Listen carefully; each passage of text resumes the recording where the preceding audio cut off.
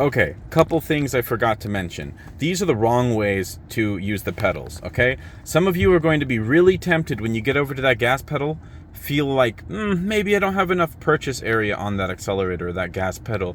I want to cozy up to it and get that heel behind the gas pedal, okay? Now, we're basically gas worshiping. So you're going to be great when you need to accelerate. And what's most irritating about people who tend to do this, they don't use the gas pedal enough, like they're not pushing enough, but yet they're all the way over here. So what you're doing is setting yourself up for failure. When you eventually need to use the brake, you can get caught up like this on the bottom side of it, or not be able to reach properly. Like if it rains, which it almost always does here in the Northwest, your foot's going to be slipping off the edge of the pedal and you're going to look like an idiot as you crash into something. So let's avoid that.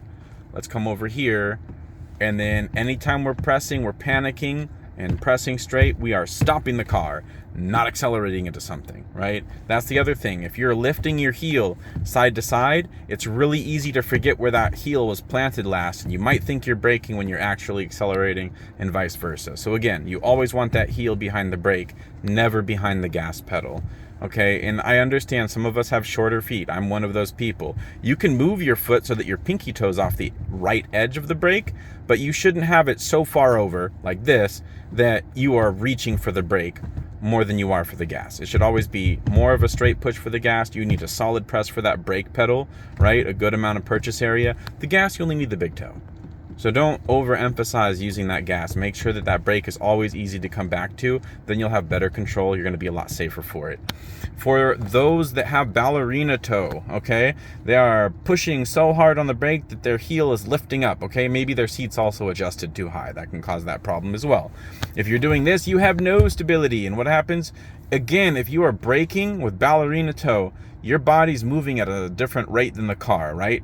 So as you brake, the car is going to get pushed into your body. Your body's going to be traveling faster than the car. You're going to be pushed harder into the brake pedal. It's an exponential braking issue. If you're doing ballerina toe, you're welcome to back problems, okay? So let's make sure that when you're using the brake, okay, another thing that's important is you're not just pushing all the way down to stop the car. Most of the time, stopping happens somewhere in the middle of that brake pressure, depending on how worn out your brake pads are, right? If they're decent, then it shouldn't be at the very bottom each time. You're going to be braking when you're stopping. You're going to be relieving some of that pressure, and then braking just maybe a little bit more for flat ground stops.